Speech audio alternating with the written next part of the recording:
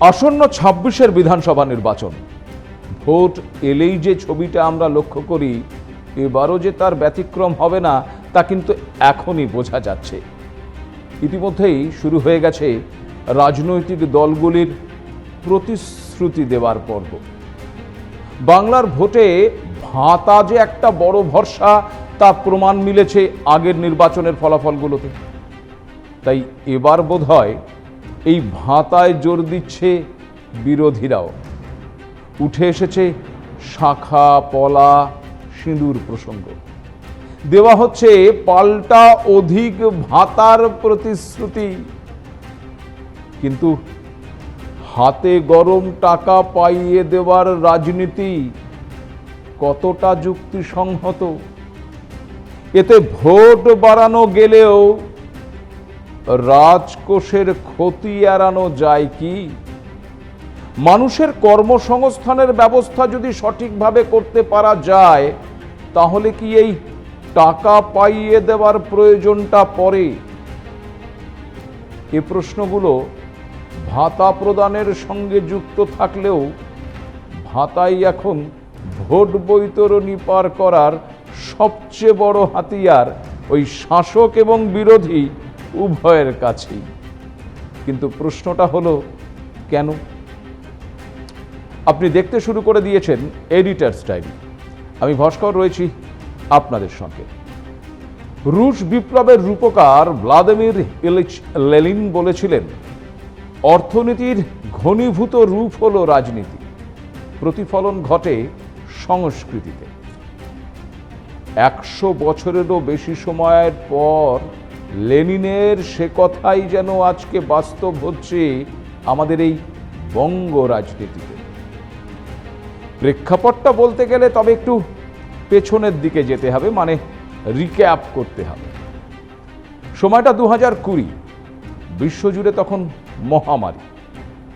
করোনার কারণে জারি হয়েছে লকডাউন, বিধিনিষেধ, কার্যত স্তব্ধ হয়ে গেছে গোটা বিশ্ব। ঘরবন্দি মানুষ, বন্ধ কারখানার উৎপাদন, প্রভাব পড়েছে অর্থনীতিতে। বহু মানুষ কাজ হারিয়েছেন।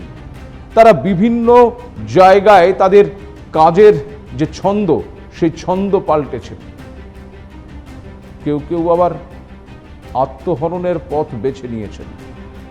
এই পরিস্থিতিতে রাজ্যের মুখ্যমন্ত্রী মমতা বন্দ্যোপাধ্যায় একটি উপদেষ্টা মণ্ডলী গঠন করলেন। এই উপদেষ্টা মণ্ডলীর অন্যতম সদস্য হিসেবে ছিলেন নোবেলজয়ী অর্থনীতিবিদ অভিজিৎ বিনায়ক বন্দ্যোপাধ্যায়। অর্থনীতির চাকা স্বাভাবিক করতে নোবেলজয়ী অর্থনীতিবিদ পরামর্শ দিলেন মানুষের হাতে টাকা পৌঁছে দেবার। যুক্তি দিয়েছিলেন, এর ফলে একদিকে যেমন মানুষের হাতে টাকা পৌঁছবে, ঠিক সেই রকমই আবার বাজারে বাড়বে নগদের যোগান। ফলে ওই করোনাকালে ধসে পড়া অর্থনীতিটা বেশ কিছুটা চাঙ্গা হবে। কিন্তু ২০২০ পর আস্তে আস্তে প্রথম কোভিডের ধাক্কা সামলে জনজীবন স্বাভাবিক হতে না হতেই ২০২১-এ ফের দ্বিতীয় ধাক্কা। আর এই দ্বিতীয় ধাক্কার সময়ের সঙ্গে সঙ্গেই চলতে থাকলো ২১-এর বিধানসভা নির্বাচন। নির্বাচনী ইস্তেহার প্রকাশ অনুষ্ঠানে মমতা বন্দ্যোপাধ্যায় প্রতিশ্রুতি দিলেন, ক্ষমতায় এলে চালু হবে লক্ষ্মীর ভাণ্ডার। মহিলা ক্ষমতায়ন, নারীর ক্ষমতায়নের লক্ষ্যে অর্থ পৌঁছে দেওয়া হবে মহিলাদের বাড়ি বাড়িতে, মহিলাদের ব্যাংক অ্যাকাউন্টে, মহিলাদের একেবারে হাতে। এক ঢিলে দু পাখি। একদিকে মানুষের হাতে টাকা পৌঁছে দেওয়ার প্রতিশ্রুতি, অন্যদিকে আবার লক্ষ্মী ভাণ্ডার নাম করে মহিলাদের ব্যাংক অ্যাকাউন্টে টাকা পাঠিয়ে মহিলা ভোট ত্বরান্বিত করা। আর এর ফলাফলও পেলেন একেবারে হাতে গরম। বিপুল ভোটে জিতে তৃতীয়বারের জন্য ক্ষমতায় ফিরলেন মমতা বন্দ্যোপাধ্যায়। মন্ত্রিসভার প্রথম বৈঠকের পরেই চালু করলেন লক্ষ্মীর ভাণ্ডার। কিন্তু এই লক্ষ্মী ভাণ্ডারকে নিয়ে সমালোচনা কম হয়নি। দান খয়রাতি, রাজকোষের অর্থ লুট, বিরোধীদের এমন নানান অভিযোগে বিদ্ধ হতে থাকে লক্ষ্মী ভাণ্ডার প্রকল্প। অন্যদিকে আবার লক্ষ্মী ভাণ্ডারের টাকা পাওয়ার জন্য মানুষের হুড়োহুড়ির ছবিটাও সামনে এলো। তবে অর্থনীতিবিদদের একাংশ আবার এই লক্ষ্মী ভাণ্ডারের সপক্ষেই যুক্তি দিয়েছেন। তারা মনে করেন মানুষের হাতে অর্থ যোগান মূলত মানুষের ক্রয় ক্ষমতাকেই বাড়ায়, যার ফলে বাজারে বাড়বে নগদের যোগান। 500 টাকা হলেও ওই করোনা কালের কারণে আর্থিক সমস্যায় থাকা সাধারণ মানুষের কাছে ওই 500 টাকাই ছিল অনেক। এমনটাই মত অর্থনীতিবিদদের একাংশের। কি বলছেন তারা, শুনুন। পিছিয়ে পড়া মানুষ, তাদেরকে যদি আপনি কিছু টাকা দেন, সরকারের সামাজিক প্রকল্পের মধ্যে খরচা করার সরকারের অধিকার আছে। লক্ষ্মীর ভাণ্ডার 500 টাকা, 500 থেকে 1000 টাকা হয়েছে, যেটা দেওয়া হয়েছে সেটার মধ্যে আপনি যদি সত্যি সত্যি দেখেন প্রান্তিক মানুষ, গরিব মহিলা, তাদের কাছে কিন্তু এই টাকাটা দরকার যদি হয়, তারা যদি এই টাকাটা বাজারে খরচা করেন তাহলে অর্থনীতি চাঙ্গা হওয়ার সম্ভাবনা থাকে। আর এভাবে মানুষের হাতে অর্থ পৌঁছে দেওয়াকে ঘিরে বিরোধী বিজেপি, বামেদের থেকে কম কটাক্ষ শুনতে হয়নি রাজ্যের তৃণমূল কংগ্রেস এবং তাদের সরকারকে। কারো মত ছিল অনুদান রাজনীতি, কেউ আবার বলেছিল পাইয়ে দেওয়ার রাজনীতি, মানুষকে কিনে নেওয়ার রাজনীতি, ভোট কেনার চেষ্টা করা হচ্ছে। কিন্তু কি অদ্ভুত দেখুন, সময়ের সঙ্গে সঙ্গে কেমন যেন বলে না, সব পাল্টে যায়, রাজনীতিও বোধহয় পাল্টে যায়। তাই এক সময় যে বিজেপি এই লক্ষ্মী ভাণ্ডারের বিরোধিতা করেছিল, ওই একটু আগে যে কথাগুলো বললাম, পাইয়ে দেওয়ার রাজনীতি, ভোট কেনার রাজনীতি বলে কটাক্ষ করেছিল, সেই বিজেপি এই পপুলার পলিটিক্সের ঠেলায় এখন আবার সেই প্রকল্পই গ্রহণ করছে। এ বাংলায় শুধু নয়, এর আগে মধ্যপ্রদেশ, মহারাষ্ট্রের মতন বিভিন্ন বিজেপি শাসিত রাজ্যগুলোতে চালু হয়েছে এই লক্ষ্মীর ভাণ্ডার। তবে হ্যাঁ, সেখানে নাম লক্ষ্মীর ভাণ্ডার রাখা হয়নি, প্রকল্পের নামটা বদলে দেওয়া হয়েছে। বদলে দেওয়া হয়েছে টাকার অঙ্কটাও। কোথাও কোথাও তো আবার 2500 টাকার দেওয়ার প্রতিশ্রুতিও দেওয়া হয়েছে মাসে। ভাবতে পারেন এই পপুলার পলিটিক্স কতটা কার্যকর। বাংলার লক্ষ্মী ভাণ্ডার মধ্যপ্রদেশে হয়ে গিয়েছে লাডলি বেহেনা, আবার মহারাষ্ট্রে মহিলাদের হাতে অর্থ তুলে দেওয়ার প্রকল্পের নাম লড়কি বহিন যোজনা। তবে শুধু এই বিজেপি শাসিত রাজ্যগুলোতে নয়, অন্য রাজনৈতিক দলের রাজ্যগুলোতেও এই পপুলার পলিটিক্সকে গ্রহণ করতে দেখা গেছে। যেমন ধরুন তেলেঙ্গানা, সেখানে কংগ্রেসের তরফে মহালক্ষ্মী প্রকল্পের ঘোষণা করা হয়। আবার ঝাড়খণ্ডে এই প্রকল্পের নাম দেওয়া হয় মাইয়া সম্মান যোজনা। রাজ্য অনুযায়ী যেমন নাম বদলেছে, তেমন টাকার পরিমাণও বদলেছে। এই আবহে এবার আবার এ বাংলায় বিধানসভা নির্বাচন। 26-এর বিধানসভা নির্বাচন এখন শাসক বিরোধী উভয় রাজনৈতিক দলের কাছেই পাখির চোখ। আর তাই রাজ্যের বিরোধী দল বিজেপি তারা খুব ভালো করেই বুঝতে পেরেছে যে পপুলার পলিটিক্সকে যদি ভাঙতে হয় তাহলে পপুলার পলিটিক্স দিয়েই ভাঙতে হবে। তাই তো বোধহয় রাজ্যের বিরোধী দলনেতা শুভেন্দু অধিকারী প্রতিশ্রুতি দিচ্ছেন, বিজেপি ক্ষমতায় এলে ওই লক্ষ্মী ভাণ্ডারের টাকার পরিমাণ হয়ে যাবে 3000 টাকা। তিনি বলছেন মাত্র 500,000 টাকার জন্য ওই শাঁখা সিঁদুর বিক্রি করবেন না। তবে বিজেপি এলে এই নাম যে লক্ষ্মী ভাণ্ডার থাকবে না সেটাও জানিয়ে দেওয়া হয়েছে। লক্ষ্মী ভাণ্ডারের নাম পাল্টে হবে অন্নপূর্ণা ভাণ্ডার। না, একথা জানিয়েছেন খোদ রাজ্যের বিজেপি সভাপতি সুকান্ত মজুমদার। যদিও এই বিজেপির গোটা প্রকল্পকে কটাক্ষ করতে পিছপা হয়নি রাজ্যের শাসক দল তৃণমূল কংগ্রেস। কি বলছেন তারা, আসুন একবার সেটাও শোনাই আপনাদের।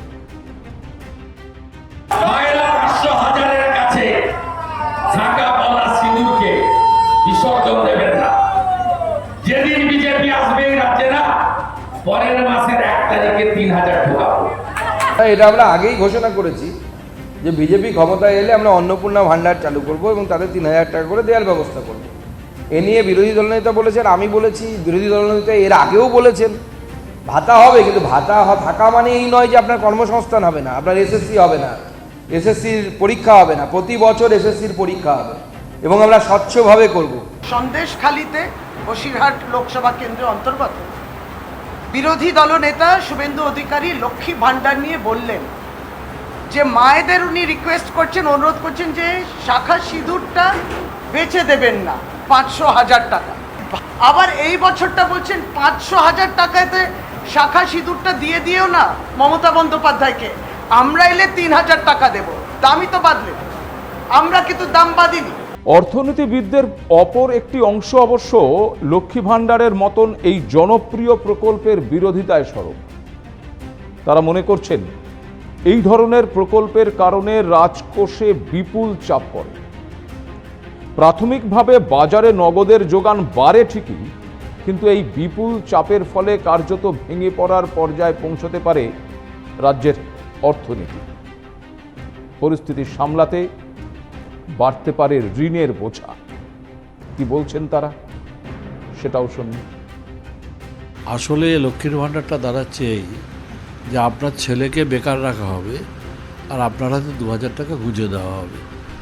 যদি সরকারি কাজগুলো উঠতো, যদি পশ্চিমবঙ্গে শিল্পায়ন হতো, যদি পশ্চিমবঙ্গের রাজ্য সরকারের উদ্যোগে নিয়োগ সৃষ্টির জায়গাগুলো ক্রমশ প্রসারিত হতো, তাহলে যিনি লক্ষ্মীর ভাণ্ডারের জন্য হাত পাচ্ছেন তার ছেলেই গিয়ে ওই চাকরিটা করতেন এবং ওই ছেলেটি চাকরি করলে পরে ওই লক্ষ্মীর ভাণ্ডারের দরকার হতো না। এমনিতেই এই পশ্চিমবঙ্গের ঘাড়ে বিপুল ঋণের বোঝা চেপে রয়েছে। 2011 সালে তৃণমূল ক্ষমতায় আসার সময় এই রাজ্যের মোট ঋণের পরিমাণ ছিল প্রায় 2 লক্ষ কোটি টাকা। আমরা বারংবারই বিভিন্ন জায়গায় রাজ্যের মুখ্যমন্ত্রীকে এই কথা বলতে শুনেছি যে বামেরা যে ঋণ রেখে গিয়েছে সেই ঋণ পরিশোধ করতেই রাজ্যের কোষাগার ফাঁকা হয়ে যাচ্ছে, ডেভেলপমেন্টের কাজ কি করে করা যাবে।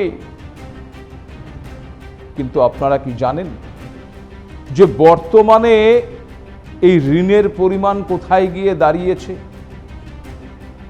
যেটা ছিল 2 লক্ষ কোটি টাকা, বর্তমানে সেই ঋণের পরিমাণ প্রায় পৌঁছেছে 7 লক্ষ কোটি টাকার কাছাকাছি। বৃদ্ধিটা ভাবতে পারছেন? 2023 থেকে 2024 আর 2024 থেকে 2025 এই অর্থবর্ষে যে ঋণের পরিমাণ উল্লেখযোগ্যভাবে বেড়েছে, পরিসংখ্যান তা চোখে আঙুল দিয়ে দেখিয়ে দিচ্ছে। একটি হিসেব বলছে 1977 থেকে 2011 বাম আমলের 34 বছর, বামেরা যখন চলে গেল তখন ঋণের পরিমাণ রাজ্যের কাঁধে মাত্র 2 লক্ষ কোটি টাকা। মাত্র শব্দটা এ কারণে ব্যবহার করলাম, পরের পরিসংখ্যানটা শুনলে বুঝতে পারবেন। পরবর্তী তৃণমূল সরকারের আমলে অর্থাৎ এখনো পর্যন্ত 2011 থেকে 2025 এই 14 বছরে এই ঋণের পরিমাণ বেড়েছে কত? ওই বামেদের 2 লক্ষ কোটি টাকা বাদ দিয়ে দিন, প্রায় 7 লক্ষ থেকে, তাহলে পড়ে থাকে কত?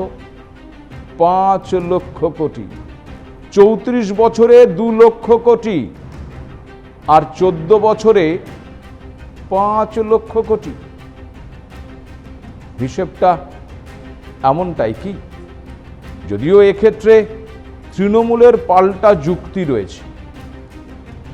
তারা বলছেন রাজ্যের ঘাড়ে পূর্ণ ঋণের বোঝা থাকলে সেই ঋণের সুদ ক্রমাগত বাড়তে থাকে।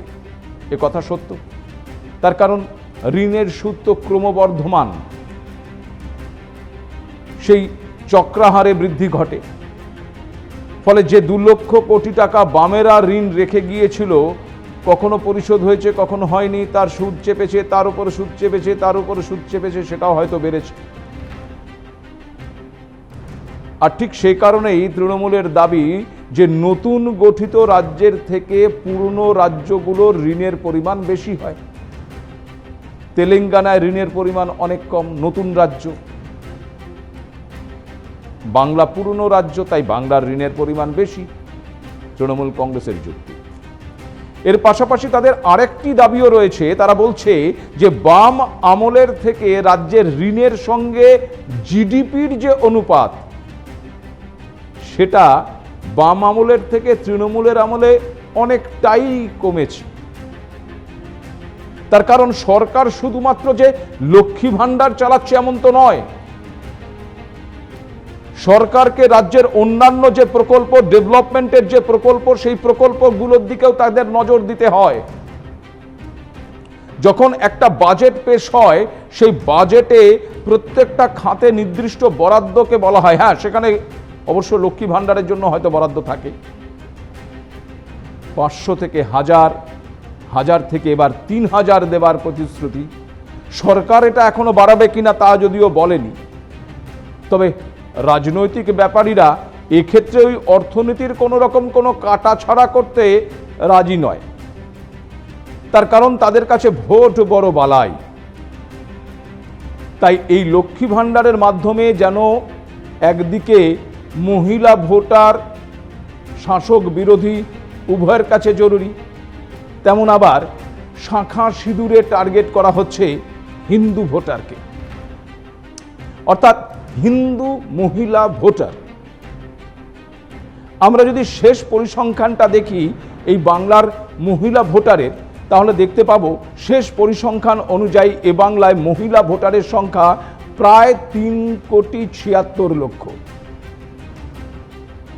স্বাভাবিকভাবেই এই মহিলা ভোট রাজ্যের নির্বাচনের বৈতরণী পার করার ক্ষেত্রে শাসক বিরোধী উভয়ের কাছেই যে অত্যন্ত গুরুত্বপূর্ণ, এ বিষয়ে কোনো সন্দেহ নেই।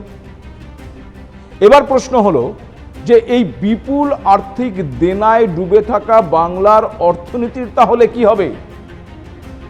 সেই অর্থনীতিকে চাঙ্গা করার কোনো বক্তব্যই কি রাজ্যের শাসক কিংবা বিরোধী নির্বাচনী ইস্তাহার বা নির্বাচনী সভার প্রতিশ্রুতি থেকে আমরা পাবো না? নাকি শুধুমাত্র এই দান খয়রাতির পাল্টা আবার বর্ধিত দান খয়রাতি? কেন্দ্রের প্রধানমন্ত্রী নরেন্দ্র মোদী পরিচালিত বিজেপি সরকার ভারতের অর্থনীতিকে বিশ্বের 4র্থ স্থানে নিয়ে গেছে, কিন্তু অর্থনৈতিক বিচারে যদি গোটা দেশের নিরিখে আমাদের রাজ্যের অবস্থান দেখি, তাহলে দেখব পশ্চিমবঙ্গ দাঁড়িয়ে আছে 5ম স্থানে। তার আগে যারা রয়েছে তাদের মধ্যে রয়েছে মহারাষ্ট্র, তামিলনাড়ু, উত্তরপ্রদেশ, কর্ণাটক।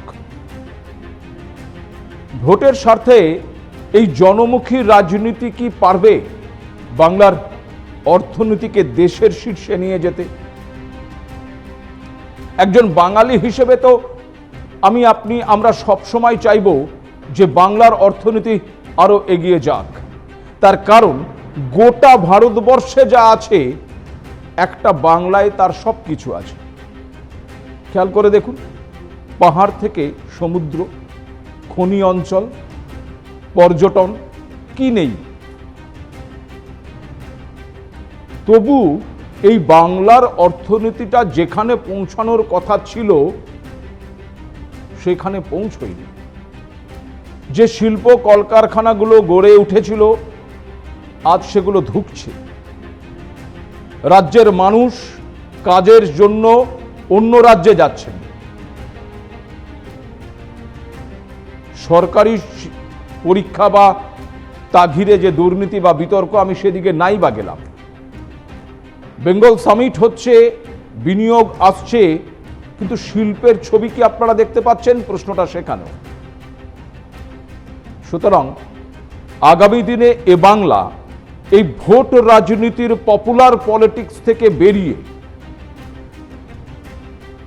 বাংলার সার্বিক উন্নয়নের স্বার্থে কতটা অগ্রসর হতে পারবে তা নিয়ে যথেষ্ট প্রশ্নচিহ্ন থাকছে।